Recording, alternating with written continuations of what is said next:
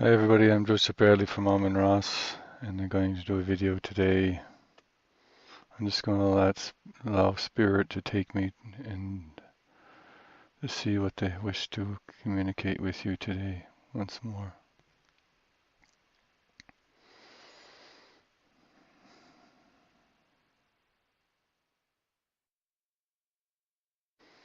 There's a wave, a beautiful bluish wave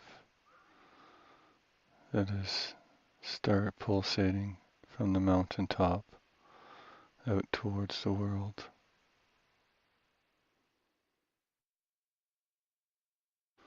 And they want me to ask you, do you wish to participate in this wave of love across the world? Or do you wish to stay in your house, in your video games, TVs, in your mind? Or do you wish to help change the world? I've asked you this many times. So why are you still not allowing yourself? Why are you stopping yourself from changing the world? I'm walking in a desert now. No water, no food.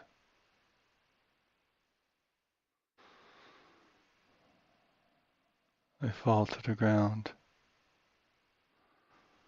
And I look up and there's a man holding water in his hand.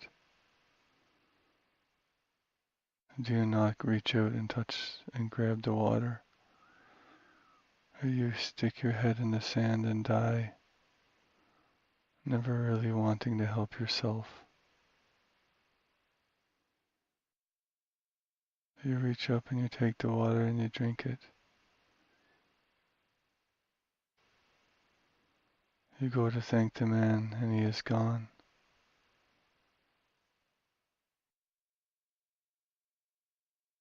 You stand up and you're on the shore of a beach.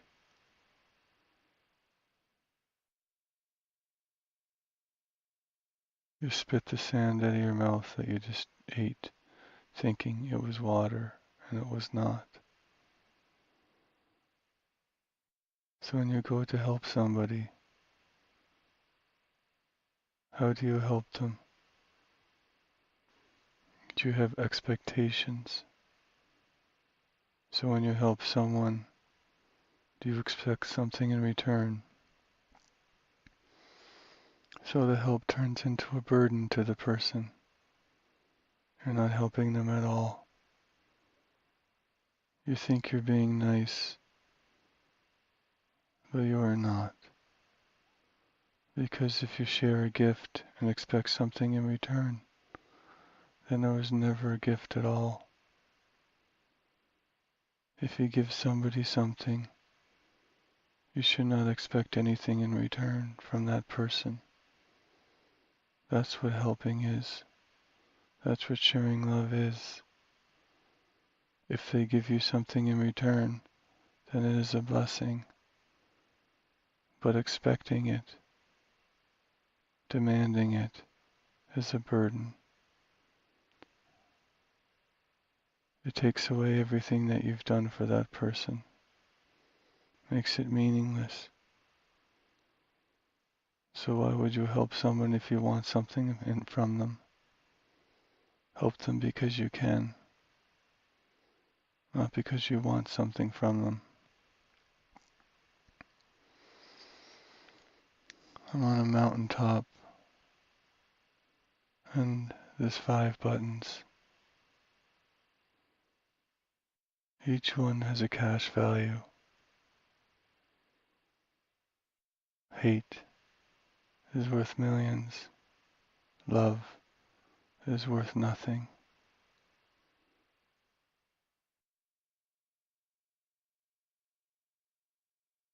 Anger, frustration, disease, they're all worth million as well.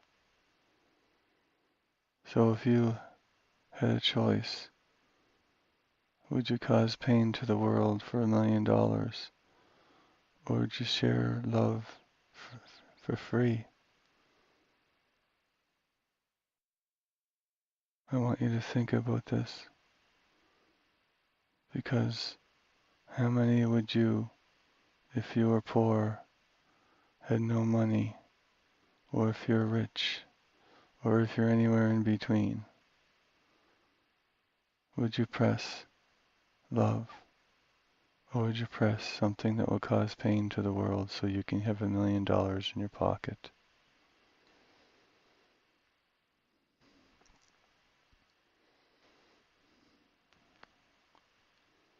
You would think, well, a little bit more pain in the world isn't going to hurt anybody. A little more hate isn't going to hurt anybody. So what happens if you press pain? You get $1 million in your pocket, and then your child gets hit by a car and dies the next day. What would you do with the $1 million?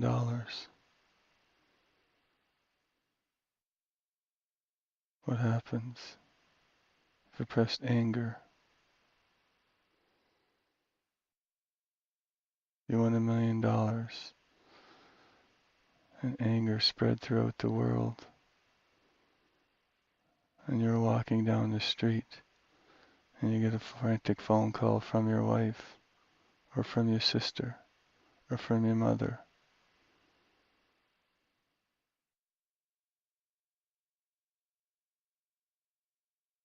Would you want somebody to cause them pain so you could have $1 million in your pocket?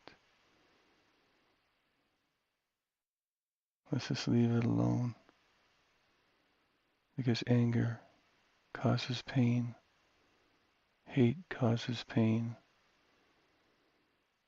disease causes pain. Love doesn't cause anything at all except love. When love is painful, it is not love. It is one of the other ones. You say at times love hurts. No, love does not hurt. We create the hurt in our own minds and soul of a lack of understanding of what love is.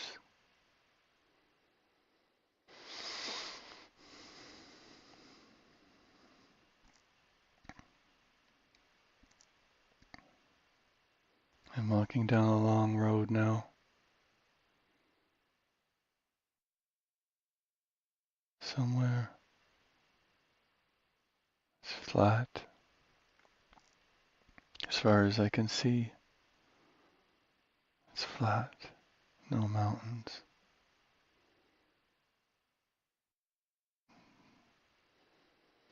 It's arid here, but not. There is some vegetation, but very little. And I'm walking down this road. It's hot, but not too hot. I have some sweat, but I easily wipe it from my brow. I have lots of water, so I can walk for a long time. I can even run if I wish. I can sit down, but I only can go two ways.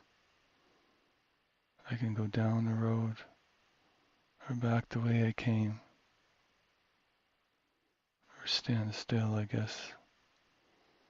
I can't go off the road because to the right, because it turns to lava. On the other side, it's fire. It's getting hotter now. The water starts to boil. I fall to the knees, and the pavement burns my knees, burns my feet.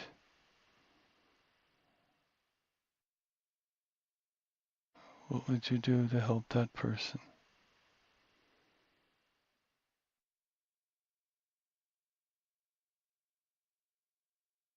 It's a hard one, isn't it? How do you help a person when it seems hopeless?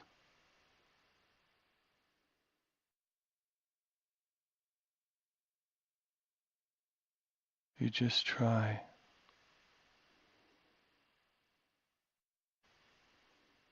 Just do your best. Don't give up. And when you're the man or the woman that's being burned and cannot move, what do? Do you just stay there and get burned? Or you continue to try to do something about it?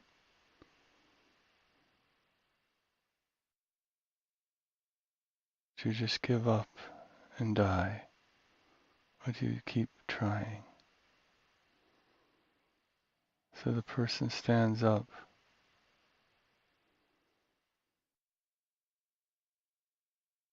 and he walks forward.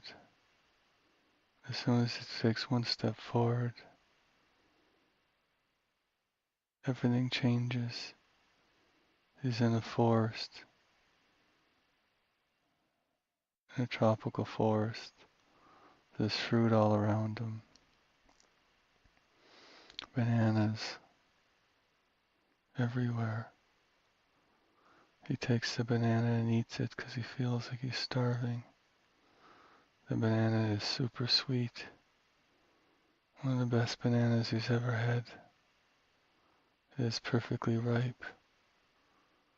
There is no burns on his knees or his hands. He looks back and wondering why that happened. All he had to do was stand up and walk forward. Instead, he chose to burn and stay in suffering. When you choose to stand up in adversity and walk forward, you could be in the most beautiful place just around the corner. You just have to keep trying, no matter how hard things get.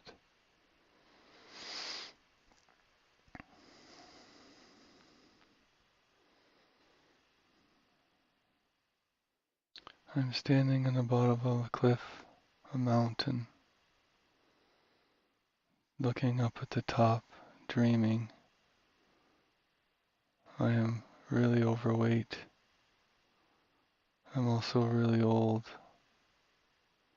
I'm also a small child. But I am also a healthy 20-year-old man.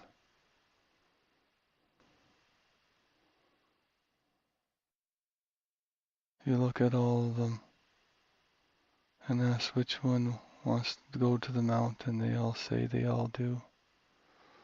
But you only can help one person. The child looks up in awe. You kneel down and say, keep exercising, keep eating healthy, and one day you'll make it to the top of the mountain. You take the overweight man, grab him by the hand. It is not too late to lose the weight. Go to the doctor. Get some help. You may have someday reached the mountain. Do not give up hope. I walked to the old man. Have you ever been to the top of a mountain? And he says, no. My knees are bad. They were bad my whole life. I was never able to climb. I am wheelchair bound, and I have been since I was a child. The young man takes the old man, straps him to his back, and he starts up the mountain. After a long, hard day, the man allows him to take a break. They sit down by a fire and get something to eat. There's still another day's trek up the mountain. The old man looked at him and just says, "Why did you pick me?" "Because you will never be able to see a mountain top if somebody doesn't help you. You were never able to. You've always tried. I feel your heart inside. You've always wanted to climb a mountain. The other two have a choice. You never had one. You're old now. You don't have much time to live. The other ones have their whole life ahead of them. You do not. That's why I chose to help you." The next morning, the man picks up the old man and climbs to the top of the mountain. The old man is tired, but the young man does the best he can to get him to the top. He gets him to the top of the mountain. The old man sits and is in awe for what he sees. He has a smile on his face. He watches the sunset. He cries. He looks at the young man and he says, "How can I ever repay you? I have nothing." The young man looks at him. "Seeing your tears is payment enough."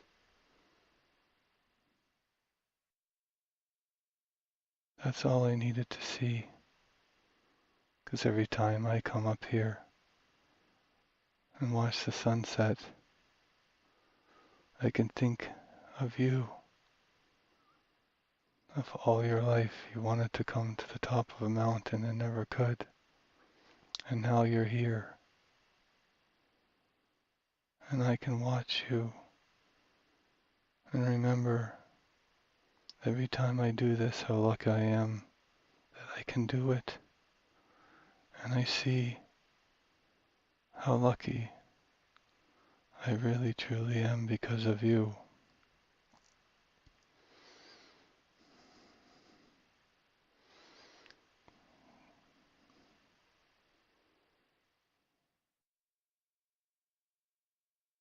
Sometimes we have to look at a different perspective about life, about ourselves.